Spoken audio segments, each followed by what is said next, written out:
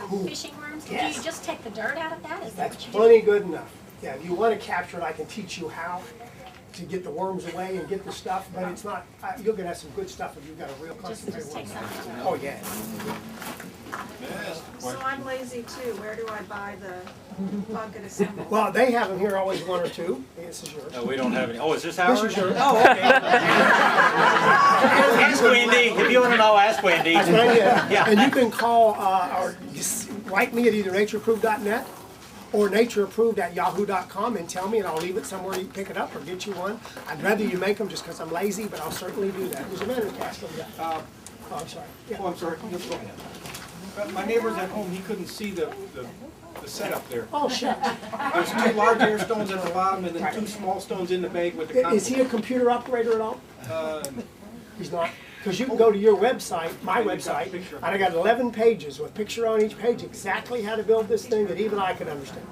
Do you have a question? I have a question, but it's kind of off the subject. You know, I have a garden and I like to get some worms in it. Where can I get some worms? You can order them from 3 dozen places. If you happen to have a website, I mean, you have a computer, Google worms. You're gonna have 5 million hits. There's some worms better than others. The red worms that you get that we use for garbage are not very good in your garden because they die. They don't fit you. You need to get a worm that was, this is not acclimated to you, and you can do that. You have to go fishing a little bit. And then the new thing I'm working with, now Bob and I haven't even discussed this, I now am supporting army flies. The gray fly, the little black fly that comes in, and you used to hate it when you were growing your worms. They've done some study. First, they break things down 10 times faster than earthworms. And there's actually some unique stuff that they put out that the worm doesn't, so you get a mixture of both. And here we go again with what? More diversity. So I'm actually raising soldier flies this year. And it's going to be very interesting. Yes. How do you clean your compost tea maker? I use peroxide. I don't like bleach. I use hydrogen peroxide. It's 29 cents a bottle. I gargle with it, brush my teeth with it, and clean my machine. Is it a good idea when you till the garden to put some of this in and till it in? Or? If you're going to till, I don't till. Oh, you don't I'm a need no-till to once guy. it gets into the... I broke off my Austrian peas last week. I scratched them up a little bit. Next week or week after, I'm going to plant it. The problem with tillage is you bring up weed seeds that have been lying there maybe for 50 years. Every time you till your garden, you get a whole new crop of weeds. The second disadvantage to tillage is you're putting organic material up on the surface where it can oxidize and just be destroyed by air. The less you till your garden, the fewer weeds you'll have and the healthier your soil will be. The Indians used to ask the white men why they turned the earth over. They didn't understand And the why answer, we of course, tilled the is so we soil. can sell rototillers. That's the real reason that we turn The mantis earth over. loves this. Yeah, absolutely. You know, the less tillage you do, the better off your soil is, the better off you are. When do you put the best time to put this down? A couple times a Early year? in the morning, first. Earlier the better. Okay. And I use it myself every month or 5, whenever I feel like making it. I don't know that you have to do that much, 3 or 4 times a year may be adequate. But I do it because I'm experimenting all the time. On the I'm always plants, trying at the something. base of the plants, or all the dirt, or... It's great to Everywhere you foliar put it. feed, which means spray the plants, but it's also occasionally good, especially to drench. If you've been using synthetics, petroleum-based fertilizer, I like to drench the soil and try to give it a little extra bug. And if the worst happens, your neighbor comes over and sprays something nasty on your yard or sprays something nasty on his yard and it's drifting over the fence, or you get one of these idiot pest control companies. One of the girls that used to work with us lived up at Canyon Lake and came home to find a big sign in her yard saying, "Thank you for letting True Green," or whoever it was, "treat your yard today." She said, "I didn't ask you to come in and treat my yard." Well, apparently to work for them, you don't have to be able to read house numbers, and they were supposed to have treated the yard across the street. So now she's got a yard full of poisons of all sorts.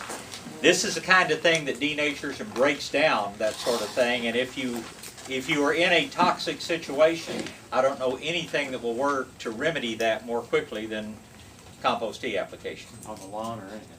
or anything. Yep. Can I give you my lazy man's way of spreading it? Yeah. You sell the little siphoners you put on the end of the hose with the little tube going in. Right there.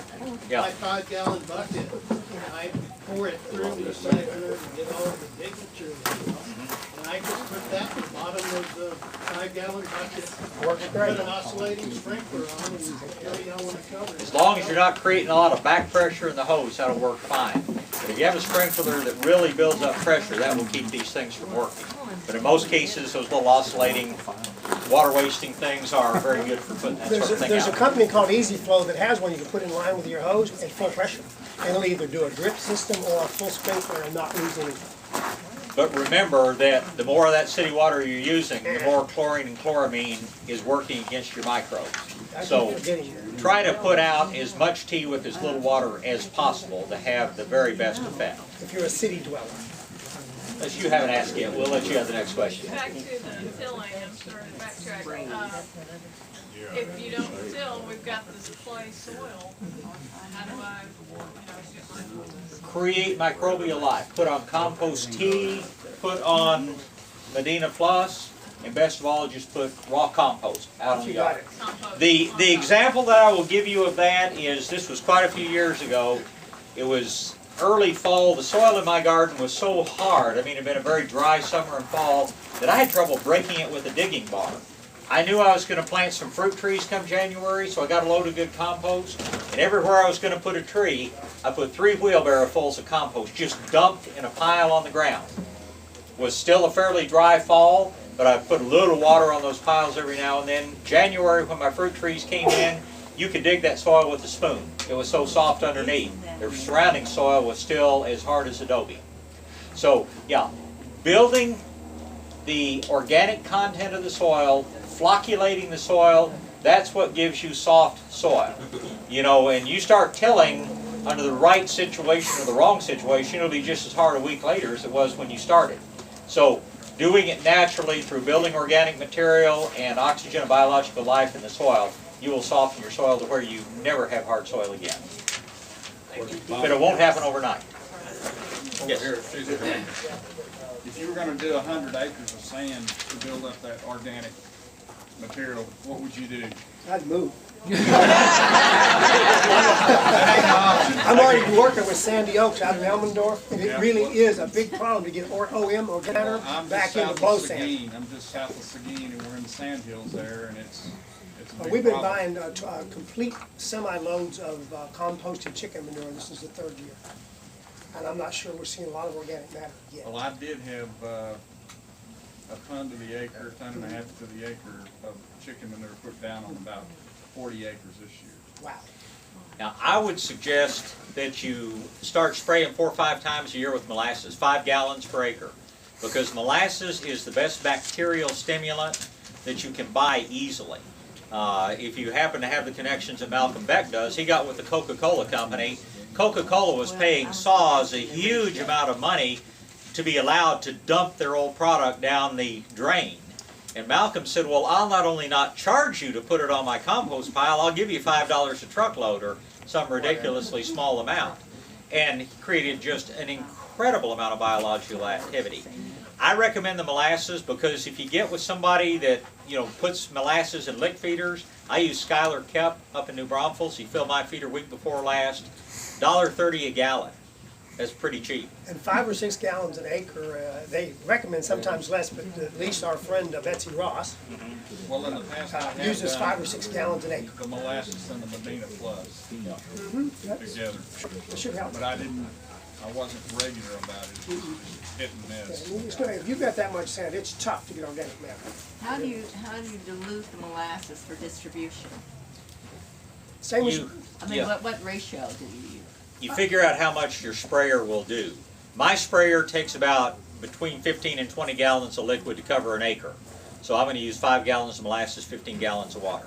Will it go through that? Oh yeah, Get thin oh enough? yeah, it gets thin enough. I use continental. Remember, it's back to the other thing we mentioned. The water is just a carrier. So if I say to you, put 5 gallons on an acre, if you have to get 50 gallons, because that's what you've got, it'll still go on that acre. And it'll actually spread out and get into the soil a little better. Back to your pure sand that you're trying to improve, if you can do it, the other thing to do